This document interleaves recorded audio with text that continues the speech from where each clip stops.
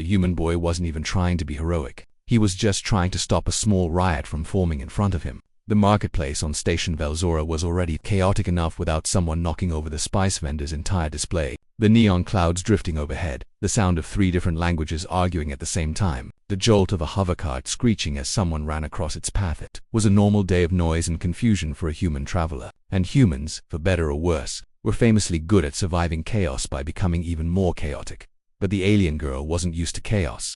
Not his kind. Not the human kind. She stood in the middle of the crowd like a frozen flame, bright, trembling, luminous, and one breath away from combusting into panic. Her markings glowed like anxious embers, shifting colors so quickly they almost hurt to look at. She clutched her satchel of documents as if the whole station wanted to steal her identity and sell it on the black market. Maybe she wasn't wrong. This station had that reputation. He saw her breathing too fast, her fingers twitching, her eyes darting like she expected anything to leap out and strike. She was clearly not local. And she was clearly overwhelmed. He stepped forward, raised his hands in the universal "I come in peace, or at least I'm not here to cause trouble" gesture, and said the most human thing possible. Hey, calm down. He didn't even think about it. To him, those were simple words, everyday words, softening words, the kind you use when someone drops their groceries or panics over a spider the size of a thumbnail. He had absolutely no idea these were the last words he should ever say to a girl of her species. That the effect was instant. Her breath caught, her glowing markings flared, then froze into a single, shimmering color that even the nearby vendors stopped to stare at. Radiant silver, the kind that hummed at the edge of hearing. She looked at him the way someone might look at a miracle, or or destiny, or all 3 at once. He blinked, confused. Did I say something wrong? Every alien within 10 meters slowly turned their heads toward him, pupils dilating or lensing or rotating however their species chose to express disbelief. A couple of them muttered under their breath. One even dropped a fruit that began rolling away sadly. The girl's lips parted, trembling. You just performed the rite of steadying on me in public." He frowned. "The what now?" She stared at him as if she were trying not to faint. "You told me to calm down, yeah? That's what people say when someone's panicking." "No," she whispered, voice barely holding itself together. "Not in my culture. Not to someone like me. Those words are sacred phrases, reserved for the bonded, for the one individual who has the right to anchor another's spirit in moments of fear. Only one who is deeply connected may speak them." He processed this, then processed it again, then pinched the bridge of his nose. "Okay, so you're telling me I just said your version of what? Some deep emotional vow?" Her markings brightened again. "Yes, and it's normally said by a partner," she whispered. "A chosen partner, a life, the one allowed to soothe your turbulence." He stared at her. She stared at him. Around them, every alien in earshot was silently judging the tension and taking mental notes, because apparently nothing was more fascinating than a human committing a cultural romance crime without realizing it. He cleared his throat. "Okay, let's not panic. It's clearly a misunderstanding." But she shook her head, trembling. "Misunderstandings do not matter. The right only activates if the recipient's heart recognizes the speaker's voice as an anchor. Activate," he repeated. "Like now." She blinked rapidly, markings flickering. "My chest is warm. My limbs feel steady. You regulated my sensory cascade. That should be impossible unless." She stopped herself, clearly spiraling. He instinctively placed a hand near her elbow, not touching, just close enough to offer support. "Hey, don't freak out." Her eyes widened so hard he worried they'd fall out. "You did it again." "What? I didn't even touch you," soothed me with your tone, she blurted. "That's step 2 of the rite. My people, we only accept that tone from someone we already trust deeply. Someone who holds our emotional pulse. Someone who—" Okay, he said quickly. "Let's just breathe." She slapped both hands over her mouth and emitted a soft, strangled sound halfway between a gasp and a whimper. "That's step 3. He froze. "Are you serious?" "Yes," she said into her palms, voice muffled but panicked. "You're completing the rite faster than my physiology can stabilize." "Well, stop reacting to me," he hissed. "I can't." "You triggered the bond." As if on cue, the silver glow on her skin deepened, spiraling into delicate patterns with the slow, inevitable certainty of a sunrise. The crowd murmured in awe. Someone even whispered that they should notify a because obviously fate was happening whether the human wanted it or not. He ran a hand through his hair, deeply regretting every decision that led him to this moment. "Look, I don't want to accidentally sign up for some galactic marriage ceremony because I said calm down to a stranger." "You didn't just say it," she whispered. "You said it perfectly. Exactly the right cadence. Exactly the right tone. My species spends years searching for someone whose voice matches that resonance." "Well, I wasn't searching," he protested. "Yes," she agreed softly. "That's the most alarming part." The glow along her arms finally stabilized into lines as smooth as liquid metal. She exhaled, shaky but calmer, as if the panic had been neatly folded and put away. He watched, uneasy. Are you okay? Her voice lowered, almost reverent. I am too much so. That alone is terrifying. He stared at her, completely lost. Can we just rewind 5 minutes? Pretend none of this happened. She shook her head slowly. Once the rite begins, it leaves an imprint on both parties, both weight, both. Her cheeks flushed the color of molten silver. Your heartbeat changed when you spoke to me. He stepped back. My heartbeat is none of your business. She looked even more startled. You really do not know what you've done, do you? No, he snapped. I absolutely do not. She swallowed, eyes lowering. Then you should know one more thing. Anyone who completes even the first step of the rite gains a responsibility, even by accident. And what responsibility is that? To keep me safe, she whispered, until the bond settles, or breaks. He closed his eyes. Of course, this was his life now. And the worst part, he'd promised to calm her down and succeeded, exactly as her people's destined partners were meant to. He did not intend to escort an alien girl through the most dangerous district of Velzora Station. He had planned to buy lunch, maybe something fried and objectively unhealthy, and then return to the docking ring before the rental shuttle logged him as missing due to probable stupidity. Instead, he was now the emotional stabilizer of a glowing, anxious alien girl who kept walking too close to him, as though proximity alone warded off disaster. She wasn't touching him. Her species apparently considered physical contact far more intimate than the rite itself. But she hovered in his orbit like a quiet moon. Every time someone bumped a crate or shouted too loudly, she drifted closer.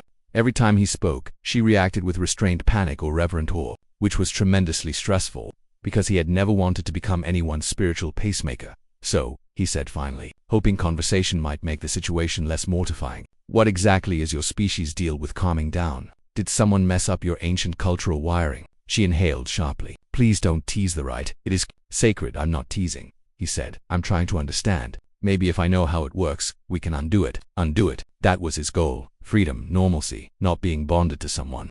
He met 6 minutes before accidentally proposing with a soothing tone, but she reacted as though he had suggested dissecting a family. The rite cannot be undone. It can only be stabilized or abandoned. Abandoned, he repeated. That sounds promising. How do we do that? She hesitated. It is painful for me. For both, she admitted. Our bioluminal pathways adjust to the cadence of the partner who triggered the rite.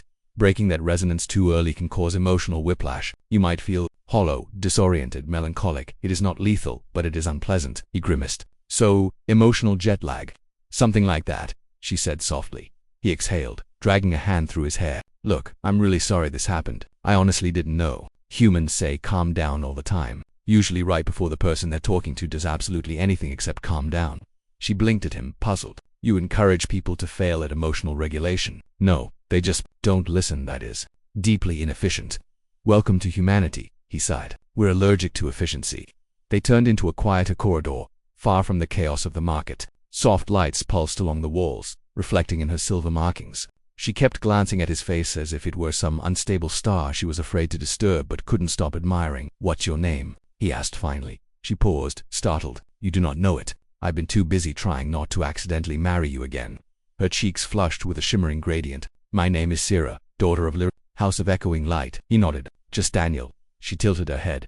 Just, that's how humans introduce themselves when we aren't noble royalty with glowing tattoos. She considered that. Then I am the alien equivalent of someone saying, hi, I am daughter of a historically overworked family. Please forgive my cultural luggage.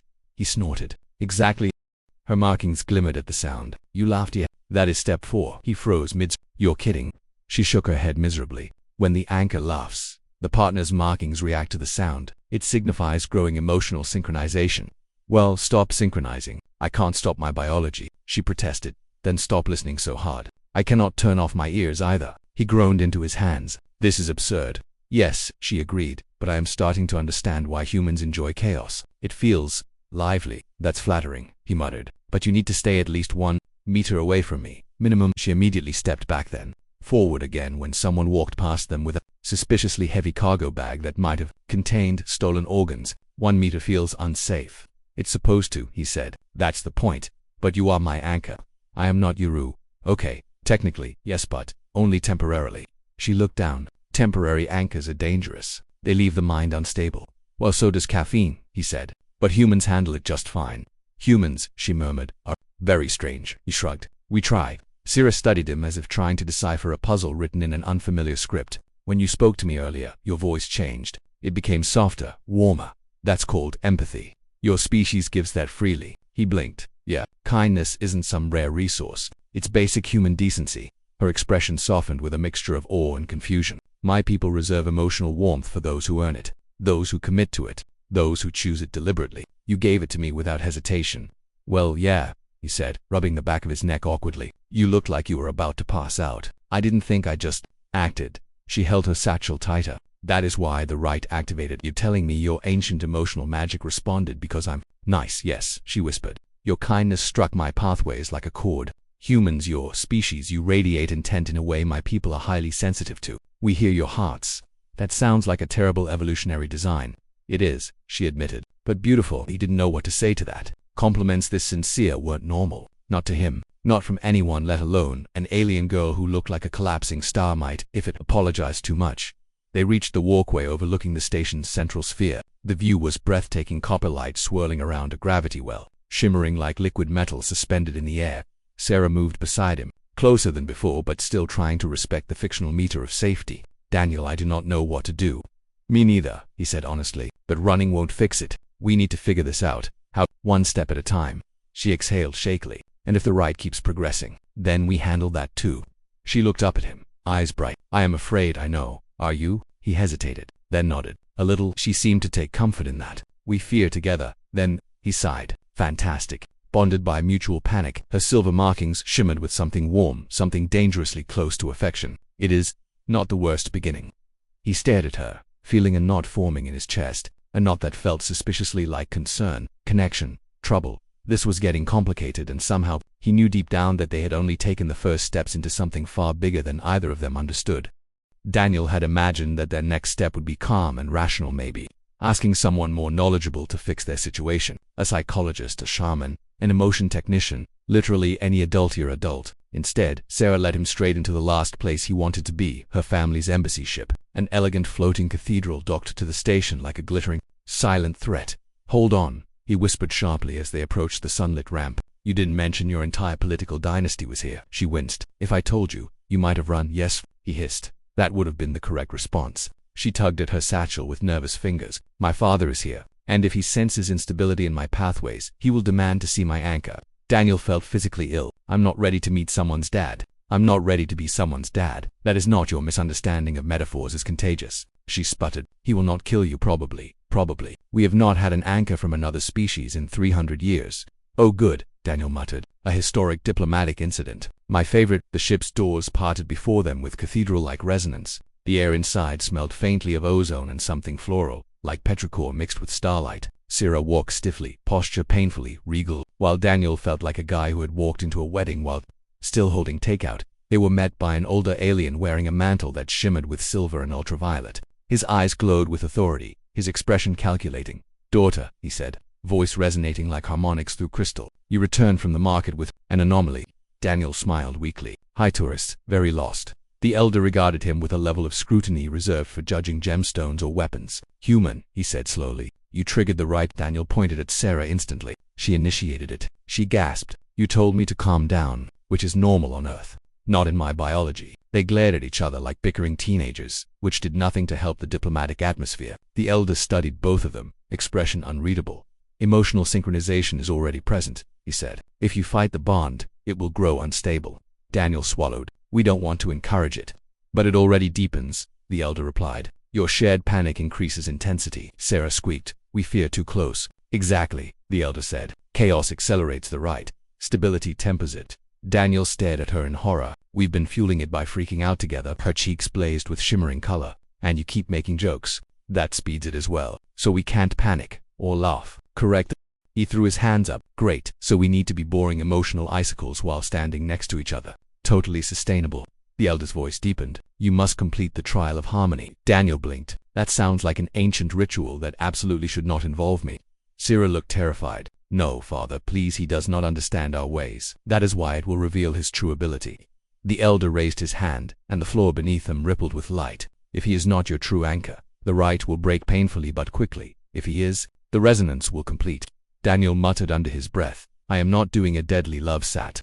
But the world around them shifted. The light dimmed, and suddenly they stood in a circular chamber filled with shimmering echoes of memories and emotions, not physical objects, but impressions. Like a dream sculpted in glass, Sarah whispered, trembling. This is the trial. We must stand together and let our emotions settle into balance. If we fail, the energy backlash will hurt us both. And if we succeed, he asked. She avoided his gaze. Then the rite will finalize. He stared at her, as in forever. Her silence was answer enough. The energy swirled around them like a storm waiting for a direction. Syrah's panic radiated off her in shimmering pulses. Daniel felt it like heat.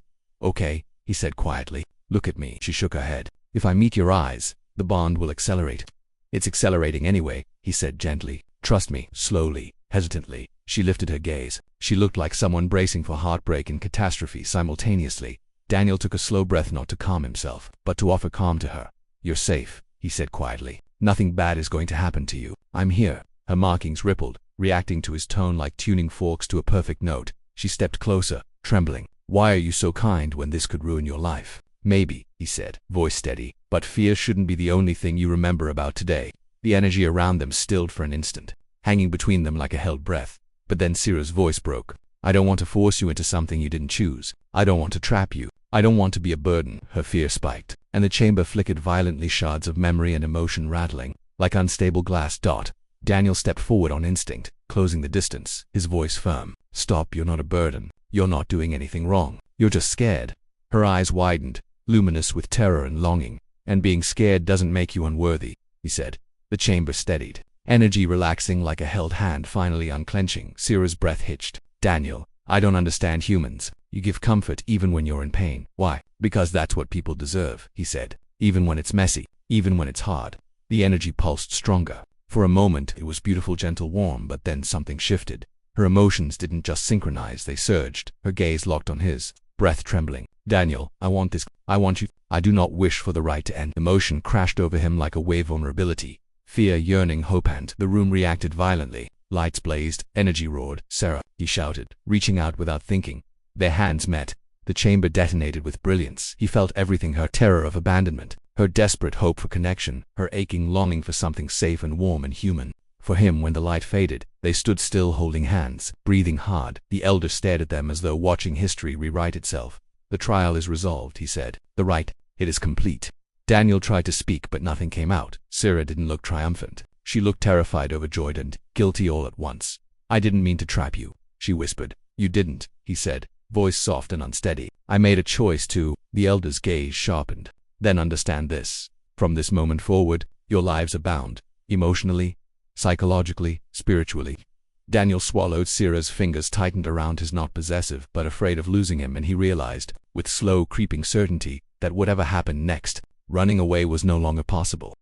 The next morning arrived with the kind of silence that wasn't actually quiet, more like a room holding its breath. He woke before she did, the sunlight making patterns on the ceiling that reminded him of how normal life was supposed to look. Work emails, rent, coffee. Definitely not being spiritually married to a sick-site telepathic alien girl because he'd told her to calm down during a meltdown. She lay curled on the couch, tail wrapped around her legs like a blanket. He watched her breathe, not because he was trying to be romantic, but because he was trying to understand what the hell his life had become. The small hitch in her chest when she inhaled looked impossibly human, and that made things more complicated than he wanted to admit. She stirred suddenly, ears twitching the way a cat's did when a sound reached before awareness. Her eyes opened, six irises focusing, adjusting, then softening at the sight of him. A warmth hit him like a heater flipping on. You stayed, she whispered, voice still sleep-rough. He raised an eyebrow. Where else would I have gone? I live here. To her, that was apparently the most romantic declaration in the galaxy. Her pupils dilated like she had just witnessed a proposal. He groaned internally. Human sarcasm was a biological hazard around her. They made breakfast because that was the only neutral battlefield left. She watched him crack eggs with the fascination of someone observing nuclear physics. When the pan started sizzling, she yelped, thinking it was an alarm. When he explained heat was for cooking, not intruders, she decided humans were either fearless or insane, probably both. She tasted scrambled eggs with suspicious caution, then froze, staring into the void like she had glimpsed the face of destiny. This, she said solemnly, is what devotion tastes like. It's butter, he corrected. She ignored that completely, scooting a little closer with each forkful until her shoulder pressed against his. He didn't move. That may have been a tactical mistake, because she took stillness as consent, and consent as affection, and affection as, well, something a lot deeper in her culture before he could redirect the conversation to safer territory. Anything, literally anything. There came the pounding on the door. 3 knocks, deliberate, heavy, and official. She tensed so fast her tail bristled like a struck match. They found me. He didn't ask who they were because the answer was already clear from the sound. Law enforcement, or something scarier. Aliens looking for her. Bureaucracy, militarized version. Another knock, this time with a voice. Open the door. We are here for the girl. She grabbed his hand, claws digging in not from fear but from resolution. If they take me, according to ancient rite, you must follow. You have completed the binding test. You told me to calm down. You cannot be separated now. Oh great, he muttered. So it's legally kidnapping if I don't voluntarily get abducted with you. The door shook from another attempt. He stood, heart jackhammering, but not for the reason he expected. He'd always assumed if aliens came knocking, he'd hide, pretend the planet wasn't home, let the professionals deal with it. But one look at her, trembling, stubborn, desperate not to drag him into her fate, but equally unwilling to let him disappear from it. And something human sparkled in him, something the HFY Codex always bragged about, the reckless, infuriating, soft-headed instinct to protect someone simply because they needed protecting. He marched to the door, and she whispered frantically, "Do not fight them. You will die." "I'm not going to fight them," he replied, grabbing his jacket. "What are you doing?" she asked, terrified. "I'm going with you." Her breath broke, not like a sob, more like a sound that had no translation. Had no translation. 3 armored aliens stood there, weapons holstered but visible. Their leader scanned him first, then her. "You performed the intimate stabilization command on a bonded range female. Under treaty, her claim is legitimate. Come quietly." He swallowed. "Is there a choice that involves coffee first?" The soldiers stared. Aliens were not prepared for humans who joke under arrest. The leader stepped forward. "You do not understand the cultural implications of trust me," he cut in. "I didn't understand anything from the beginning." The alien blinked slowly. Perhaps even impressed, he reached for her hand before they could separate them. She stared up at him like he had just rewritten physics. "This may lead to a life you don't want," she whispered. He squeezed her hand. "Yeah, well, I also didn't want you reorganizing my spice cabinet by emotional frequency, but here we are." Her laugh, sharp, emotional, involuntary, startled everyone, even her own escort. But one look at her, trembling, stubborn, desperate not to drag him into her fate, but equally unwilling to let him disappear from it, and something human sparkled in him. Something the HFY Codex always bragged about, the reckless, infuriating, soft-headed instinct to protect someone simply because they needed protecting. He marched to the door, and she whispered frantically, "Do not fight them. You will die." "I'm not going to fight them," he replied, grabbing his jacket. "What are you doing?" she asked, terrified. "I'm going with you."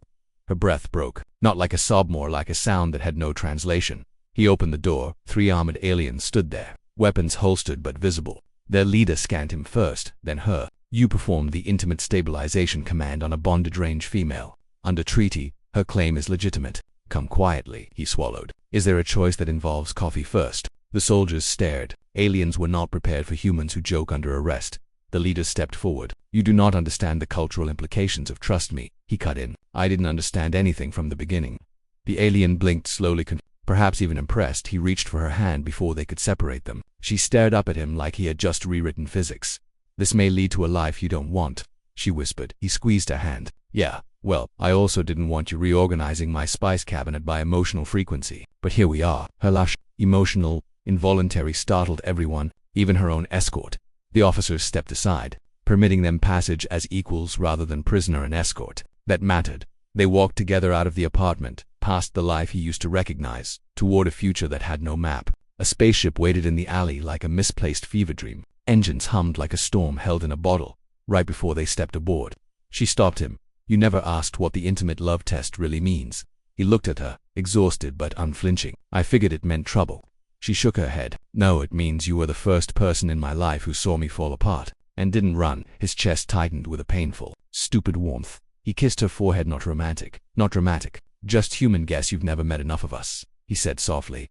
She leaned into him, tail looping around his waist in a gesture she still couldn't suppress. The ship ramp rose, closing away the world he used to know. He didn't look back because HFY stories never end where they began. They begin with chaos, and end with someone choosing that chaos anyway. And he had chosen her. Not because destiny demanded it, not because a ritual required it, but because she was scared, lost, and looking at him like humanity was the safest place in the universe. And maybe, just maybe, it was.